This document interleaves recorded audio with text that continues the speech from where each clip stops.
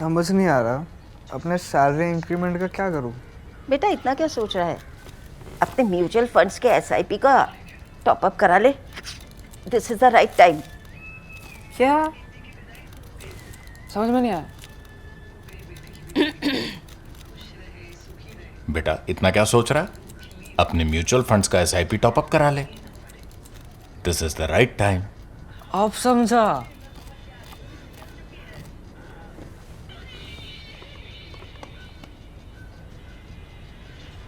Mutual fund investments are subject to market risks. Read all scheme related documents carefully. Welcome to the Worldview with Swasti. Today we are back to discuss the much talked about developments on US-India trade deal. 2026, as you know, has opened as the year of deals and all deals. January started with the EU-India FTA and February with Trump's post on Truth Social on the India-US trade deal that later we learned was still a work in progress.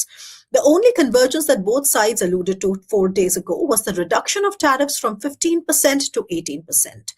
But Trump's emphatic and repeated claims on India's commitment to stop imports of Russian oil, buying $500 billion of US goods, and opening India's agricultural sector to the US were quick to raise eyebrows and saw massive opposition backlash. That said, and to put things in better perspective, on 7th of February, a Saturday, the two sides came up with a joint statement on a framework agreement of the deal, which is likely to be signed in March. But alongside and a few hours before that joint statement, the White House also published an executive order on the Russian Federation that made an explicit mention of India not buying Russian oil either directly or indirectly. And to unpack this and understand the developments better, let me welcome Ambassador Mohan Kumar, who was India's lead negotiator at the WTO and GATT for a decade. He is a well-known authority on international trade, and he's also been a former ambassador to France. Currently, he's the dean and professor at the O.P. Jindal Global University. So welcome to the Worldview with Swasti, Ambassador Mohan Kumar. And let's just begin with the basics. First of all, what do you think of the joint statement? Thank you very much for having me, Swasti. It's a pleasure to be on your show. No, what I wanted to say first is that we are looking at a three-stage process. One is the joint statement, which has just come out. This will be followed by an interim agreement, which is expected to be inked in March by the two sides. And then the ultimate goal is to have a bilateral trade agreement between India and the United States. So that is the end game, if you like. And there are three stages to it. I think the joint statement is an expression of intention on both sides, except that I think where I would like to say that we have achieved our goals is that the reduction in tariff. As you know, the 50% tariffs were hurting India. The press has not covered it that much, but there have been job losses of 2.2 million in Noida, Surat, and Tirupur. These are the three actually hubs which have suffered job losses. There have been tremendous economic uncertainty for people who are exporting gems, jewelry, shrimps, textiles, and clothing.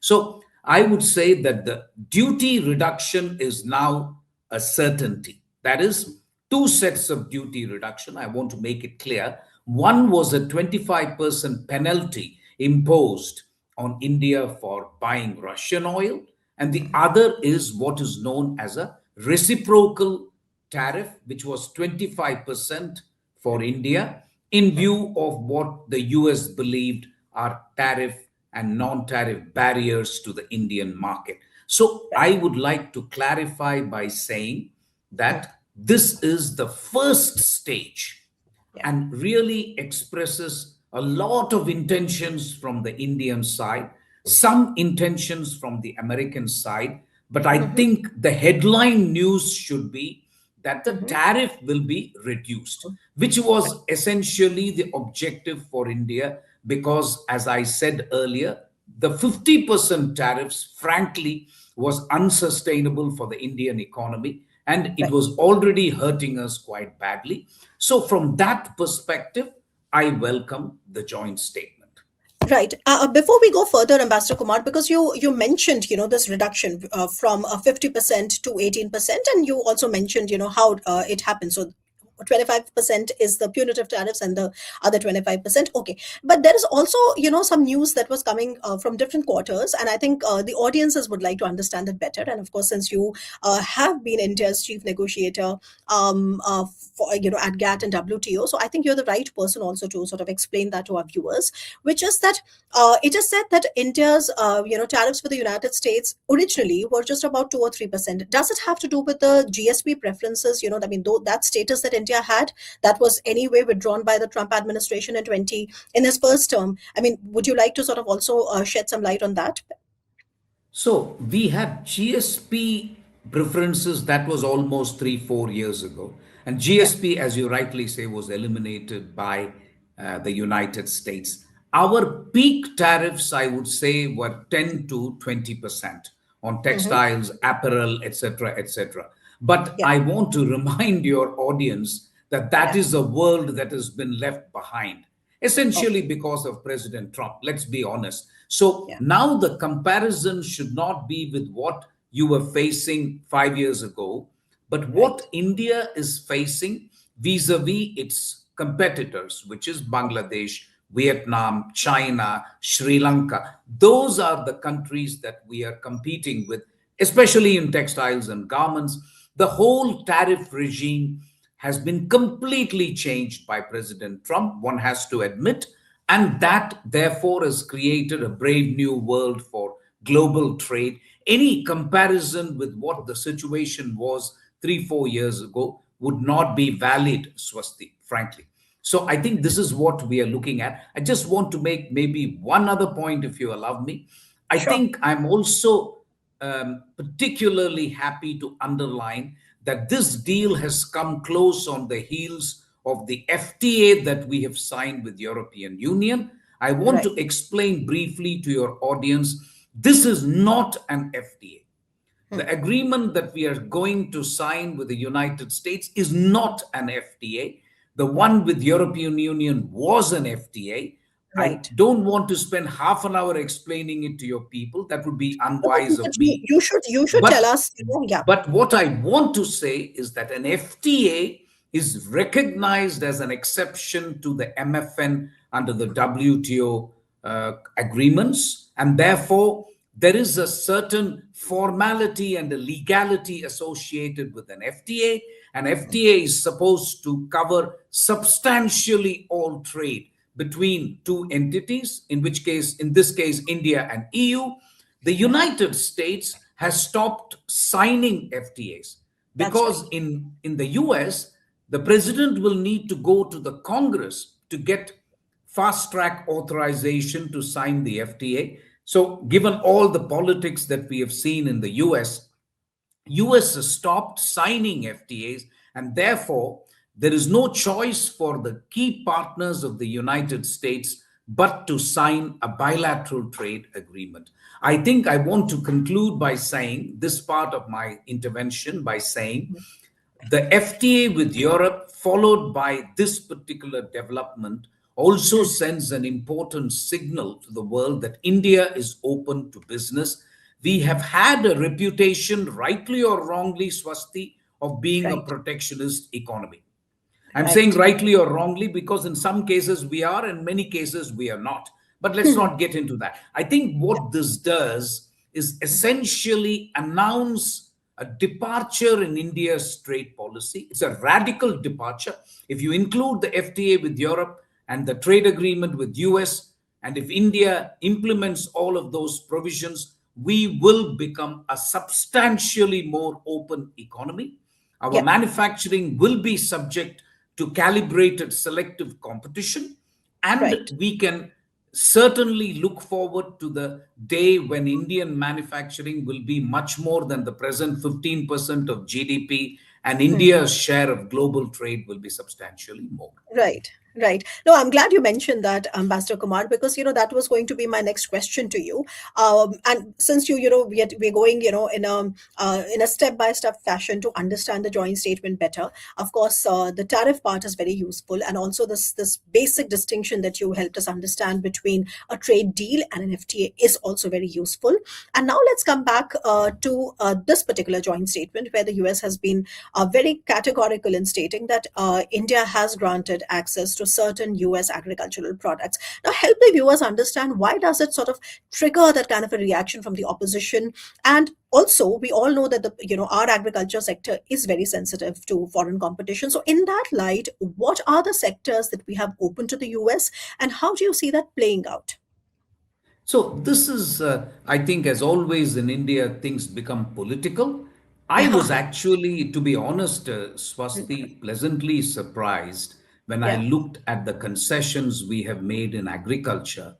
And Right. I would like to repeat that wheat, rice, and things like that, which are staples, have Yeah. not been given any concessions to the US. That's very clear. Right. Let's be very clear that these are considered sensitive agricultural products, and Mm-hmm. these include, like I said, rice, wheat, staples have not gotten any concession whatsoever. Where we have given concessions to the US, those include things like distilled, DDGs as they call it, Okay. distilled agricultural products. There is a bit of sorghum, red sorghum, for example, is an area where we have granted concessions. We have granted concessions for tree nuts, which would Okay. include walnuts and almonds. So Mm. I would say that the common marginal farmer in India who produces the basic staples, that will not be affected by the current concessions as I see it. Second, dairy. Dairy does not include milk in any form, Okay. cheese in any form. So those things are completely protected. The duties will continue to be the same. So I Okay. would say that on the whole, if I am to go by the joint statement, I would like to point out that we still have to look at the interim agreement when it is inked in Right. March, right? Yeah. I'm going by the joint statement. I'm going Yeah. by the statement of the Commerce Minister in the Parliament, where he has said these things have been protected. Can take a good look at the inked agreement when it comes in March. But I Right. think for now, we have to go by what the Commerce Minister is saying. And it seems to me that agriculture and dairy have been sufficiently protected. That's my sense, Swasti. So great. So on the DDGs, this concept that you clarified is very, very important. And just to sort of, make it a little more pleasant, I'm sure you must have seen the post on X that the White House made, where I think the map of India was a very pleasant surprise to all. I think everybody noticed that in India, the full Indian map on Jammu and Kashmir. So I think that was another very heartening sort of change that we welcomed here. Now, I'm glad you made that point, Ambassador Kumar. And now let's come to the other point, which is that the US has also claimed that India is going to be purchasing goods from the US worth $500 billion. Now, while the total trade with the US is about $200 billion, and we enjoy an export surplus, but $500 billion is a far cry, because our total import bill is something to the tune of 700 or so, right? So naturally, now the joint statement makes it clearer, which is that this is going to be done over the next 5 years. And then they also mentioned that this is going to be done by more purchases of energy, and they mention aircraft, and perhaps it's more defense equipment, and so on and so forth. How do you think this is going to work out? I mean, if India focuses so much on buying from the US, the criticism of this is that, is India not going to have any other trading relationship? How is that possible? So let me clarify a couple of things. One, the joint statement says India intends to buy $500 billion worth of US products over 5 years. So the first thing that you have to note is it's a statement of intent. Okay. I'm not saying India will not do it, but I'm going by the literal language. There is a reason why diplomats look at language. There is a reason why the joint statement has said India intends to purchase. So it's a letter of intent, it's a statement of intent. Second, as you rightly said, it's not just energy products and goods. I think it covers aircrafts, for example. It covers, for example, coking coal, tech products. I don't know what tech products are going to be. Graphic processing units, GPUs. It says data equipment and data centers. As you know, US is the largest investor in all our data centers in India and Right. even the global processing units. So I think there is tremendous scope to play around with language there. You should not interpret it just as goods. It seems to me it offers tremendous scope for India to buy things from the US. First of Yeah. all, it's a statement of intent. Second of all, I don't think there is an exhaustive list which says it has got to be energy, it's got to be agriculture, it's got to be goods. I think there is tremendous leeway in terms of aircrafts, aircraft parts, data center products, and then graphic processing units. And therefore, a lot of tech products are involved. I don't know Yeah. what that means, frankly. So I Yeah. think the fact that it is spread over 5 years, the Mm-hmm. fact that the tech relationship between India and the US is going to be critical in the future, it makes me not so concerned because, Okay. in any case, in the area of tech and data centers, the largest investment is from the US to From date. the yeah. So it shouldn't be too difficult to work out an arrangement by Yeah. which we reach this magic figure of 500 billion in the next 5 years.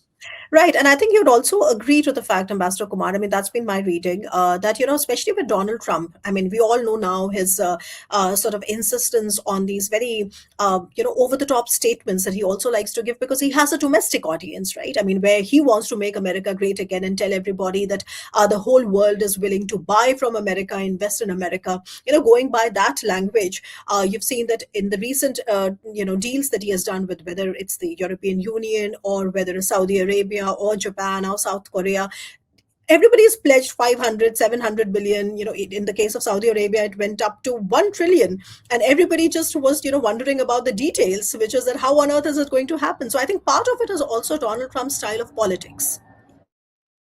That too, I think. But I do sincerely believe that for India, if you include tech products, aircrafts, Yeah. it may not be too difficult to reach that figure. It would be Yeah. difficult if you confined it only to energy, only to agricultural products and Right. services from the US. If you Right. include other things, I don't think this is such a big issue. Okay, all right. Now let's come to the more, sensitive part of this entire discussion, which, in my opinion, shouldn't have been so sensitive, and it should have always operated in the commercial sort of sensibility. But fortunately, unfortunately, it has taken on a very, very political sort of significance in a country, which has got to do with import of Russian oil. The government has always said, and our ministers have always said, that India started to buy Russian oil because we were getting discounts. But the US has always insisted on that. We know that how India was singled out for all this, and perhaps that is why it gained a very political sort of tone and tenor in India. Now, what do you think about Donald Trump's claim? And also something which has been conveyed again and again by other Indian officials without, I mean, there was a report in ET that said that some sources are saying inside the government, of course, on the condition of anonymity, that India will stop putting any new orders while it is going to honor the, past agreements and past orders. Now, how do you look at it? Why do you think Russian oil has become such a major make or a break in this particular process? So this is a political call, Swasti. So it's very hard for somebody like me to comment in detail, but let me give you my sense of it. I think what people have to remember is that before COVID, there was not much Russian oil being bought by India. And that is because Russian oil, the price was not as attractive as it was after the Russian invasion of Ukraine. So you have to look at two periods: before COVID, before Russian invasion of Ukraine, so pre 2020, if you like, and then post 22. Post 22, it is true that thanks to two developments. One was the sanctions on Russian oil by the US. Also, the EU trying to say we are not going to buy oil, although EU still buys gas and other things. For those reasons, Russian oil became extremely attractive for India to buy. And you know that as far as Indian government's objective is concerned, we would like to ensure energy security for 1.4 billion people, which is a challenge. And since 85% of the oil is imported by India at any given point of time, we obviously like to go for what is the cheapest. That resulted in a huge jump in consumption of Russian oil by India, the combination of these two factors. What has happened over the last 6 months, quite independent of the tariffs imposed by the US, is that the difference between Brent crude and Russian crude is already not very big now. So it really doesn't make that much of a difference for India whether we buy it from Russia or we buy it elsewhere. We have made two statements. One, we have said, let the market decide. Yeah. Now, if the market decides, you may very well be going towards other oil because the Russian oil has stopped enjoying an advantage. The second thing that we have said is that we will try and ensure energy security and diversify. So this diversification policy by India will also make India buy oil from Venezuela, US, and other places. So my sense is that the issue itself is becoming less and less important in terms of political vantage point. The other thing which is happening, Swasti, which we must remember, is that by June, July, today the Ukrainian president has said there may be a deal by June, July. He has said that the US wants a deal between Russia and Ukraine by June, July. Now, it is also true that the US itself is speaking to Russia about trade and investment. Post-conflict, how US would deal with Russia. If that happens, I see this issue automatically disappearing, frankly. Because if US can deal with Russia with investment and everybody else is dealing with it, what's the problem with India buying oil? So this is a pressure point right now because there is a feeling that Russia is intransigent and that all levers must be used against Russia to make sure that Russia is at the table and is more flexible and tries to put an end to the conflict. I would say, therefore, to sum up, we will have to wait for a statement, or what is inked, because right now what we have is a situation where the US has decided to lift the penalty of 25%. That is going to happen tonight, I think. I was going through the order which you sent me, and it says February 7th, midnight. Yes, tonight, midnight, the order will be implemented, so the duty will lift. I think after that, what I expect is serious negotiations between the two sides to try and see how we can have, because as you rightly say, immediately to expect India to come to zero in the next 1 week or 2 weeks may be difficult. So I'm sure they will find a modus vivendi between the two sides. I'm glad you also referred to this particular executive order, because the reason why I sent you this executive order was because if you go, which came out on the 6th of February, and if you look at the section 4, which is monitoring and recommendations, it actually quite emphatically states that the Secretary of Commerce, in coordination with the Secretary of State and Secretary of Treasury, etc., they are going to monitor whether India resumes directly or indirectly importing Russian Federation oil as how they have defined. And if they find out that India has resumed that purchase either directly or indirectly, then they will go back to sort of, putting the tariff. So it is also this part that I found very interesting. This is, of course, this executive order is not directly on India. This executive order is about their relations with the Russian Federation. But because it had a clause which was so explicit about India's imports of Russian oil, I thought of, having your views on it. So yes, it's the same executive order that basically tells about other details as well. But what you look at, how do you look at this language, because of course one of the things that India finds very complicated to sort of let go is this constant reference to India in terms of how it's monitoring what India is doing. I mean, that is a kind of a shrinking of our strategic autonomy, isn't it? Or do you think that there should be a better way of looking at this issue? I am of the view that you need to make a distinction between strategic autonomy and strategic hedging. So, strategic autonomy is where you get and you acquire space for action.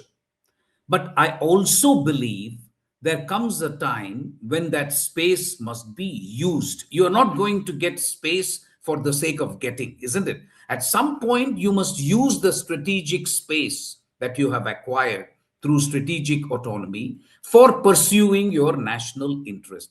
It is my sense, Swasti, that if you look at the job losses suffered by India, the extra 25% tariff, you have to weigh this frankly against any other gain that you are making. It's a call that the government of India will have to make.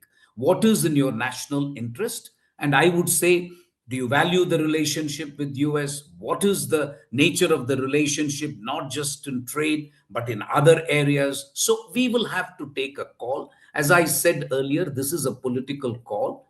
My own sense is that this will play itself out in the next 1 or 2 weeks. And I'm very sure in the interim agreement that is inked by March, we will have a sense of where we stand on this issue. I'm glad you mentioned that very important distinction between strategic autonomy and strategic hedging, because a lot of times, we tend to confuse strategic autonomy with as a goal or as an ideal unto itself, which it is not, because frankly, strategic autonomy is a means to get to comprehensive national power, and in many sense, and in the right sense, as you said, it should also mean India's flexibility to take decisions and to make choices when the time is calling for it. So I think that's a very, very useful distinction to make, Ambassador Kumar, and thank you for that. And just my last question to you would be that all this, I think the US-India, trade relationship is consequential, not just for India and the US, but for the entire world, because, on the one hand is the world's largest economy, and on the other hand is the world's fastest growing economy. So this is good news without a doubt. Let's just spend the last few minutes of our discussion in understanding what is it that internally India has to do in order to really get the fruits of such trade deals and such I would say ambitious trade deals, because you said that if India is truly able to get the fruits of the FTA that we have signed with the EU and this particular trade deal, this is going to be a significant shift in our trade policy. But for that, I think we also have to do a lot of work internally. Could you also help us understand what is it that we have to really change internally? So I'm so happy you asked this question, because I've been crying myself hoarse that if you just sign an FTA on a piece of paper, that's not the end of the story. So I will begin by saying the following. This trade agreement or a deal with United States has not come a day too soon, because it was actually much more than a minor irritant. It was beginning to affect the relationship, the trust element between what we used to call and what we still call the most consequential partnership. But as you have rightly said, FTAs now with Europe and then this trade deal deserves or requires a lot of internal work. I would say two things are required. One, the deep-seated, difficult economic reforms which have been put off by India up until now have to be taken up by the government. And these have to do with land reform, ag reform, which is agriculture reform, power reform, labor. We have managed to do some good things by reducing the codes from 47 to 4, but there still remains the question of implementing the 4 codes. How do you do it? And last but not least, I'm not underestimating this challenge, because we are a federal entity. The center has to consult with the states as well and make sure that the states are on board. So this is a monumental challenge. Without this, you will not get the required investment. For example, one of the key goals from US perspective and India perspective is China plus one. And Of that is course. one of the reasons. But Of course. that has not happened so far. It has gone to Mhm. Vietnam, it's gone to other countries, also because Indian investment climate needs to become more attractive. And that is the first domestic challenge. You cannot, the low hanging fruits in the case of reforms have already been plucked by successive governments. Now the time has come to bite the bullet, Swasti. You can't Yeah. really keep postponing these difficult reforms. You have to. The Yeah. second important issue is how the Indian industry responds to it, Indian private sector, Indian manufacturing. The point is, in the past, FTAs were not used properly by our private sector. For example, if you take the FTA with ASEAN, the Yeah. utilization rates of the Indian industry was abysmally low. It was terrible. I'll just stop you there because you mentioned something very interesting, and please help the viewers understand because, of course, I mean, we try to simplify jargons for them. So you mentioned the FTA utilization rate, and traditionally, I mean, India's FTA utilization rate has been very low compared to, let's say, comparable economies or advanced economies. Why has that been the case, Ambassador Kumar? So in order for your audience to understand, there is an MFN rate which is valid for all the countries of the world, and there is a lower tariff rate which is only valid for those who have signed an FTA. So with ASEAN, we signed an FTA, but our industry, either because they are not aware of the lower rates or they don't want to go through the hassle of filling a form and filing it and so on and so forth. So the reasons are lack of awareness and a lack of and an inability to kind of do the procedure. So for these two reasons, Indian industry is not availing of the concessions that ASEAN has given, whereas ASEAN industry is able to utilize the rates much, much better. They are immediately able to access the lower rates and export more to India, whereas Indian industry is not able to do it. So I think it is also incumbent on institutions like the CII, FICCI, the Commerce Ministry, Department of Industry. They will have to give wide publicity to whatever we have signed with the US or with FTA with Europe, so that the Indian industry knows there are opportunities which need to be exploited. So I'm saying the Indian manufacturing will be selectively exposed to foreign competition, Swasti. One of the reasons for this is something called tariff rate quotas. I don't want to again use another jargon, but what it means is, let us assume that some apples will be imported from the US to India. But if we say 100,000 apples from US can come in at 0% duty, anything more than 100,000 apples will come in at 10% duty. That 100,000 apples is called tariff rate quota.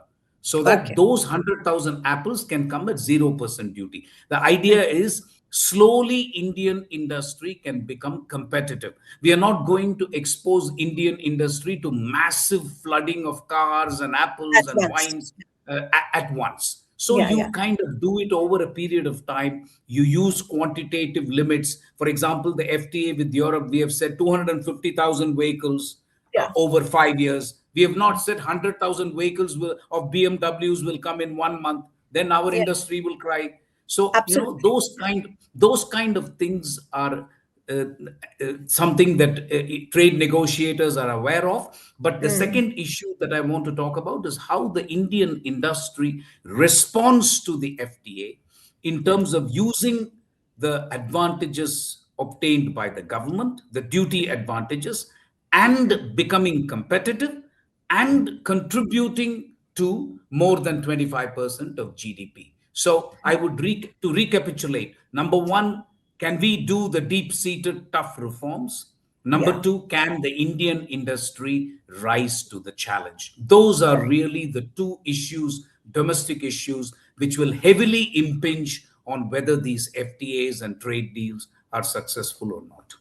So, on that note, I have to thank you, Ambassador Mohan Kumar, for taking the time out on a weekend and helping us understand the nitty-gritties. Because, as you said, that it has to be, judged for what it has been saying, and it has also to be, some of it has to be left to when the actual signing happens in March. So, I think we should be careful and not jump the gun.